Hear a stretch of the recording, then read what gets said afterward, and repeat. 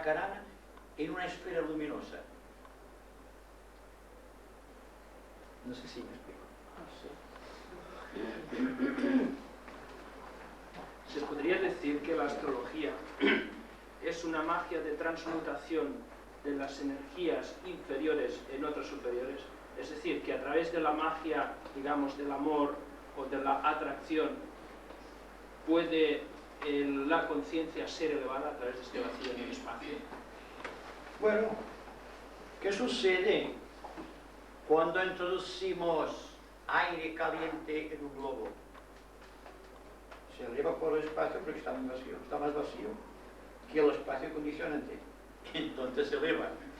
Es otra forma de hablar de la Antacarana que se ha convertido en una esfera. Incluso en el de Bacán.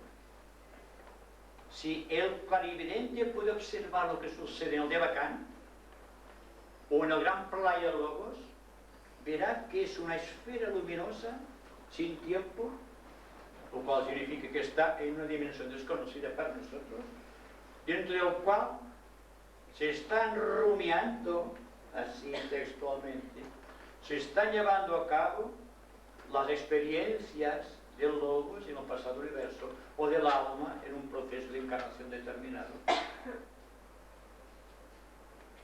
Lo mismo sucede en el sistema solar, por ejemplo. Una creación siendo un vacío, forzosamente ese vacío tiene que chocar o estar en contacto con otro vacío de otro Logos. Y entonces existe aquello que llamamos el aspecto social de los dioses. Los dioses están también unidos por antacaranas o por tubos vacíos, mediante los cuales se interpenetran, se entrefunden, hasta llegar un momento en que se convierten en parte total, lo que sucedió internamente con las Pléyades y la Osa Mayor, que luego abarcó nuestro universo, y estamos dentro de este gran vacío, sin contar con los vacíos formados por las constelaciones distintas que desconocemos. Y ahora empezamos a comprender el gran misterio del equilibrio dentro del espacio, a través del estudio esotérico de Libra, que está más allá de la astrología convencional, y quizá también de la astrología esotérica, porque se trata de la astrología jerárquica, que comprende las razones del Creador, que alimenta sus razones adquiriendo del espacio. Cuanto más se comprenda del espacio, más grande será el Logos, o más grandes seremos nosotros.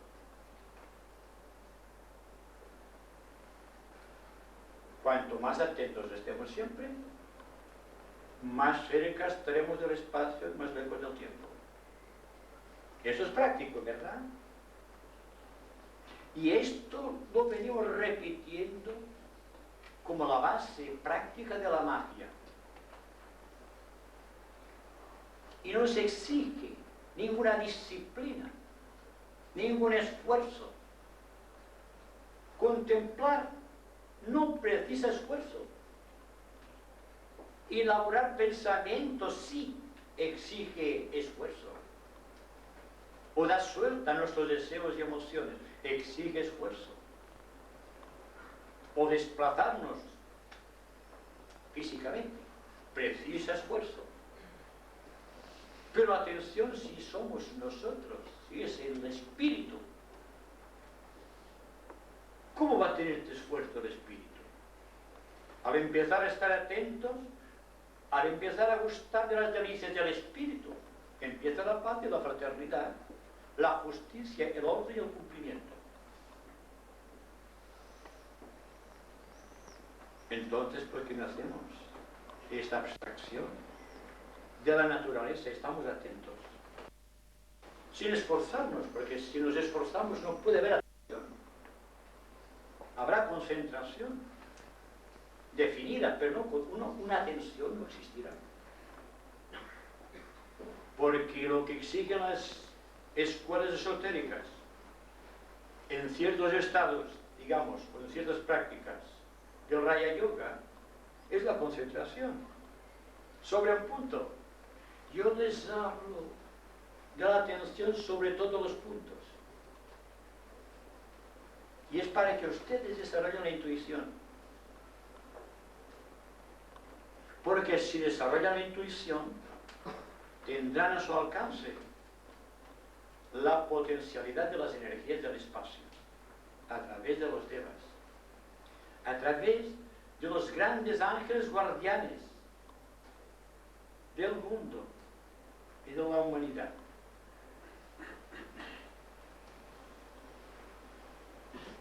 Vicente, el prana es délico, está dentro de la entidad de espacio. El hombre respira y es interpenetrado por este prana. ¿Qué magia tiene la respiración? ¿Qué efectos produce en el hombre, además de la vida? ¿Se podría decir que cuando el prana es más puro, más rápida o más perfecta es la evolución del hombre? ¿O cómo ves esto? Yo diría que cuanto más puro es el hombre, más puro es el prana. Porque el prana es molecular también. La luz es molecular. Cuando respiramos, cuando inhalamos el aire, inhalamos prana. Pero prana tiene dimensiones también. No todos respiramos igual. Un iniciado no respira como nosotros. Ni un gran discípulo tampoco.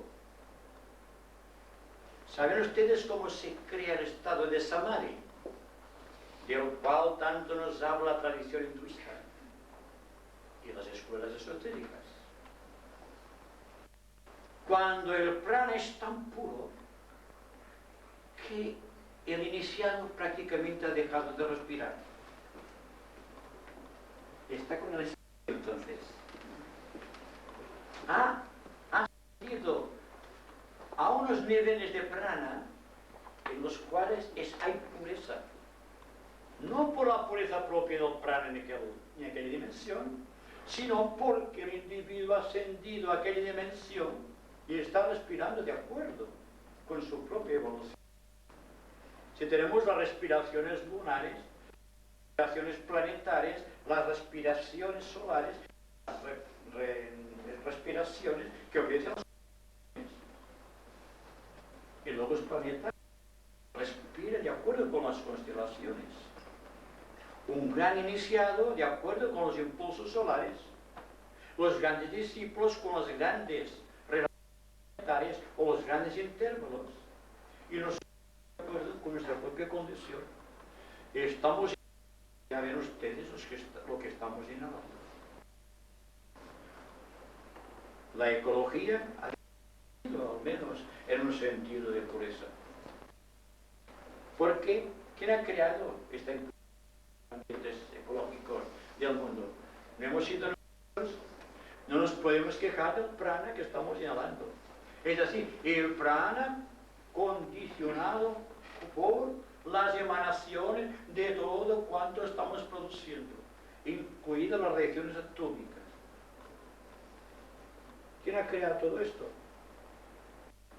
Ahora bien, un iniciado tiene un conducto particular de respiración que puede estar en el mundo sin ser del mundo y respirar prana que le corresponde sin pasar por la contaminación ambiental,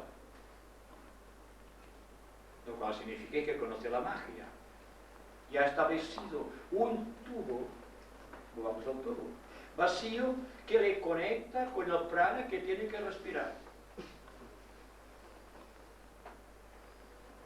Pero a pesar de todo tiene que vivir lejos de la humanidad, porque la humanidad es conflictiva y está constantemente introduciéndose en la vida de los grandes servidores, impidiéndoles trabajar de acuerdo con los planes que lleva adelante el gran logos planetario a través de Sanat Kumara, el Señor del mundo. ¿Podríamos decir que la nicotina, las drogas, etcétera, etcétera, contaminan este tubo? Naturalmente. Nosotros somos un Om en el espacio y en el tiempo.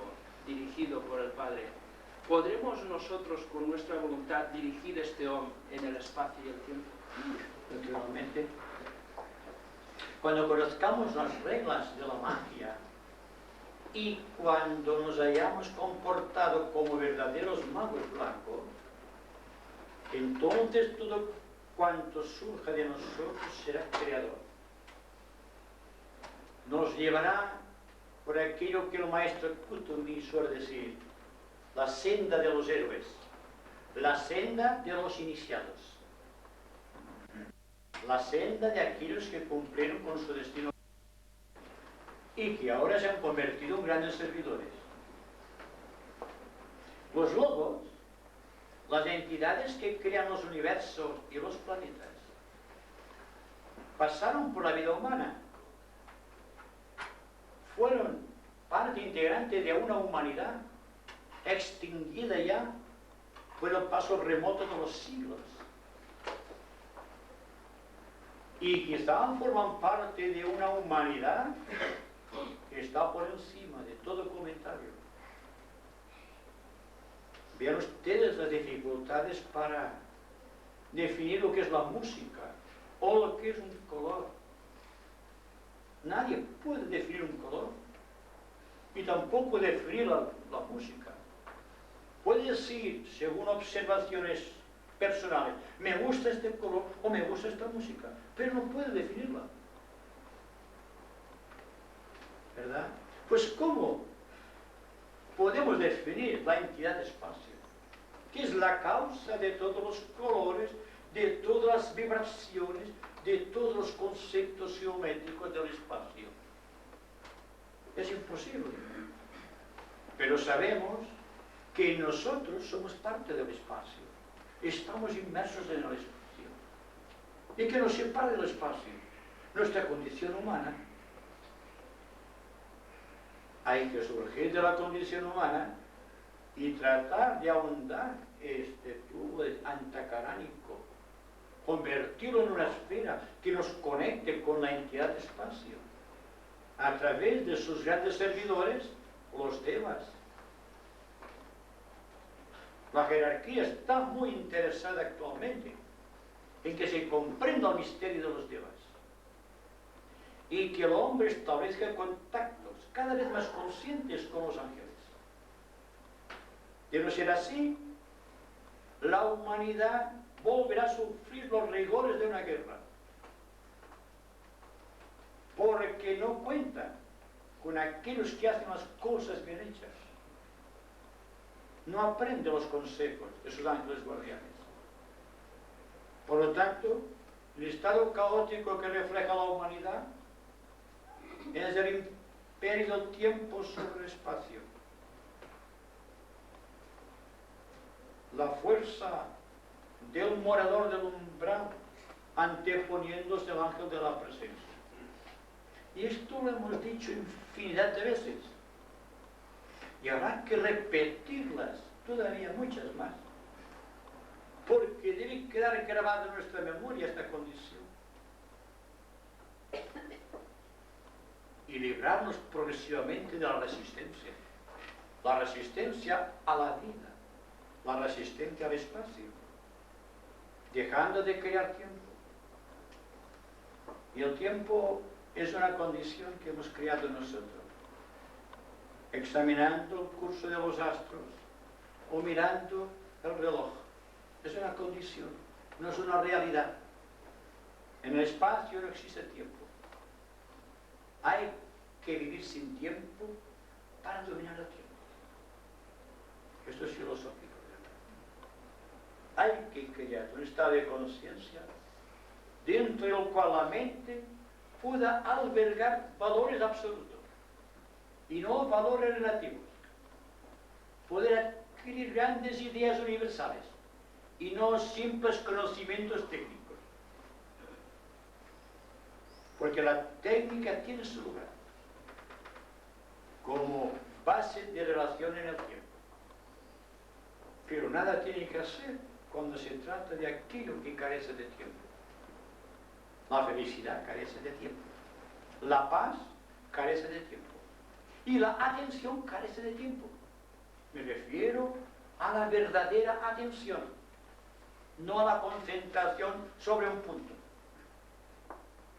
Hablo de una atención soberana, de la atención del mago blanco, de la atención del discípulo, de la atención del iniciado. Esta es la atención a la cual me refiero. Y esta atención está en ustedes. Y ustedes deben desarrollarla. Se podría decir que la fricción del tiempo en el espacio, es decir, este sufrimiento de la humanidad, crea una especie de antacarana, un vacío que hace que un cierto Mesías responda a esta invocación, trayendo un nuevo tipo de energía para restañar estas heridas. Naturalmente. Pero, como decíamos el otro día, aquí mismo, la venida de un instructor, la venida de un avatar, o la expresión de una era, no depende de la era, no depende del instructor, no depende del propio Sanat Kumara, depende de la humanidad, que es la receptora.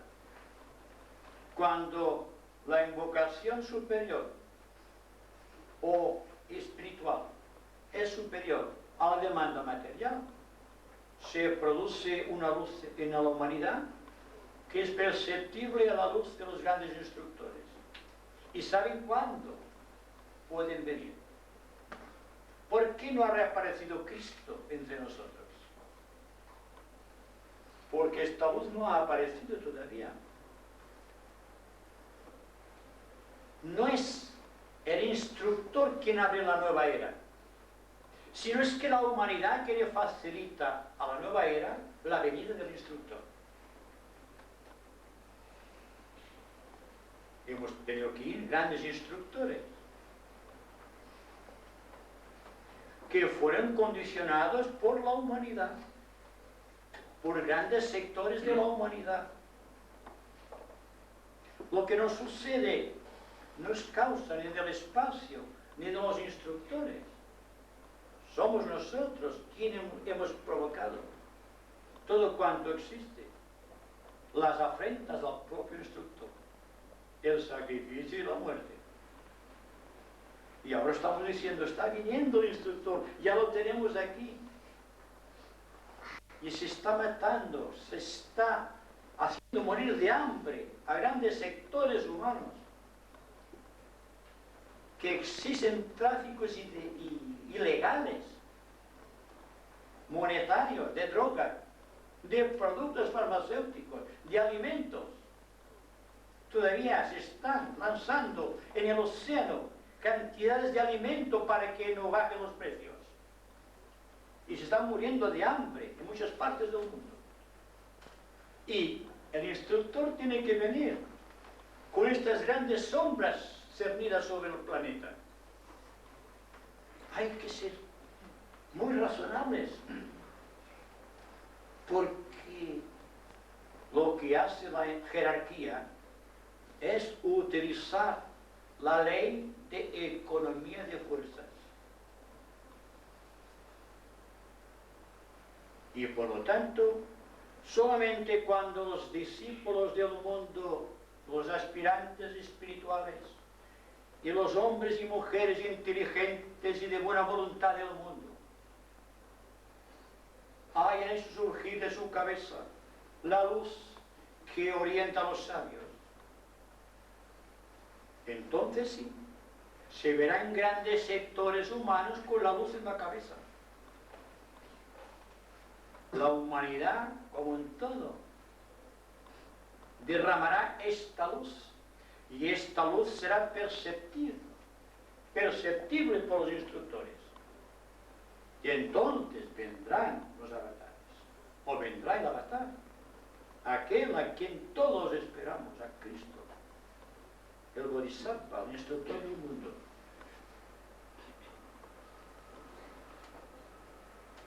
Aparte de que vemos que el Cristo todavía nos lo presentan crucificado, ¿qué trabajo mágico efectúan las órdenes esotéricas, las órdenes monásticas, las órdenes religiosas, los grupos esotéricos en pos de esta descrucifixión del Cristo? Creo que hace muy poco, en relación con la gran demanda humana.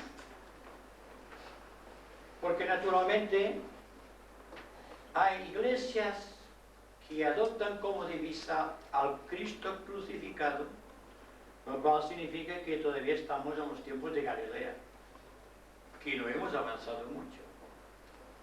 Hay iglesias que hacen las ceremonias con el Cristo hacia abajo, con la cruz hacia abajo, porque tiene un poder nefasto en magia negra.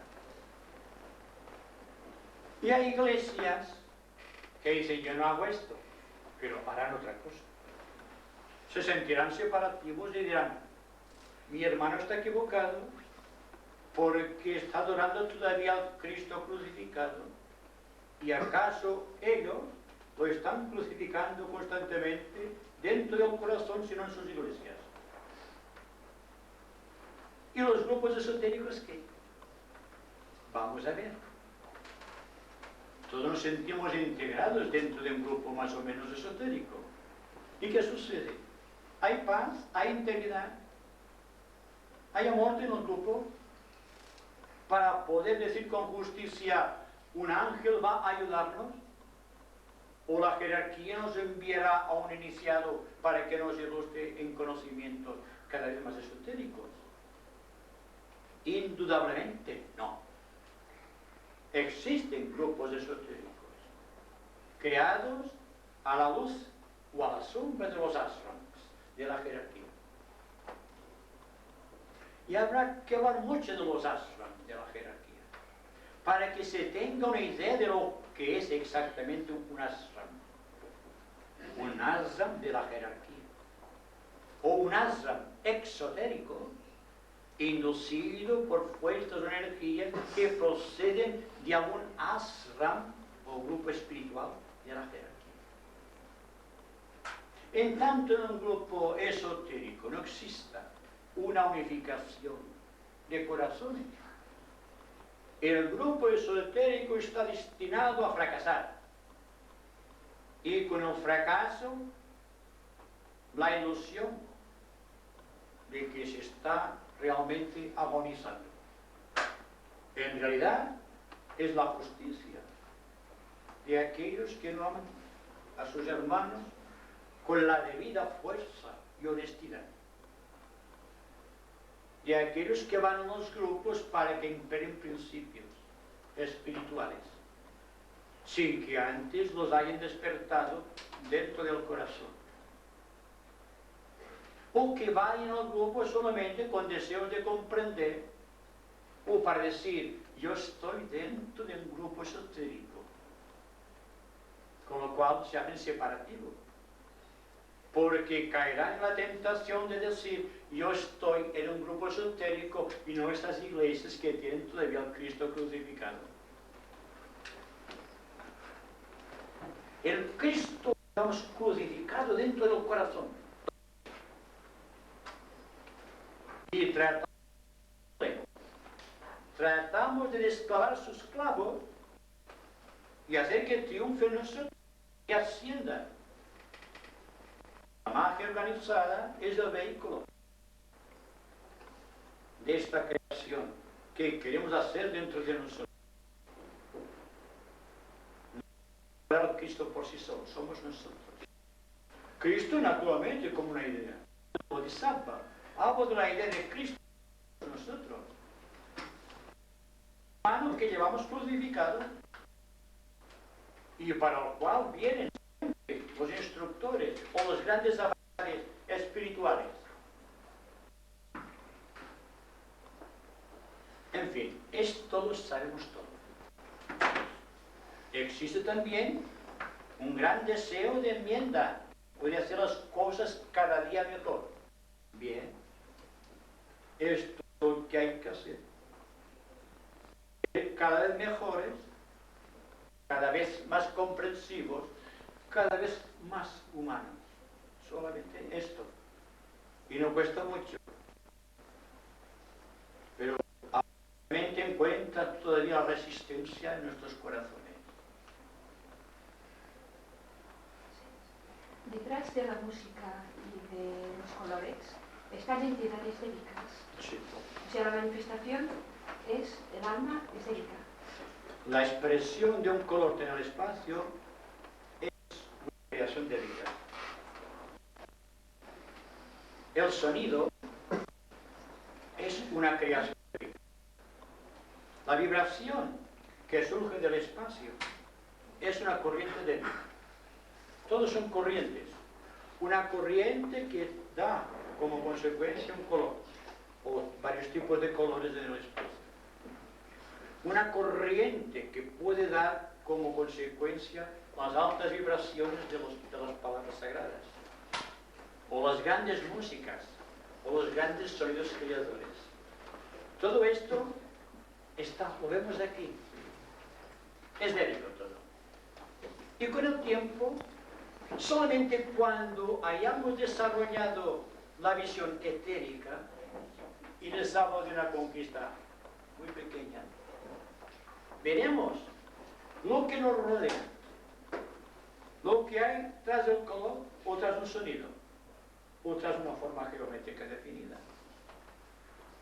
Porque el proceso es este: un sonido, un color y una forma geométrica, que es como decir las características esenciales de la entidad espacio, que es multidimensional, multimolecular y multigeométrico.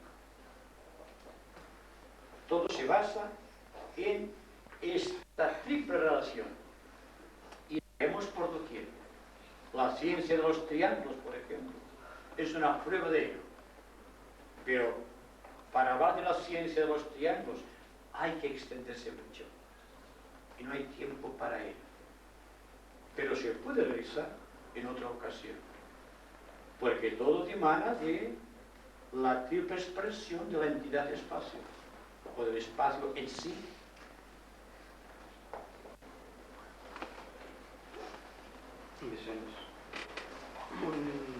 Una persona evolucionada puede encontrar el Cristo por sí misma.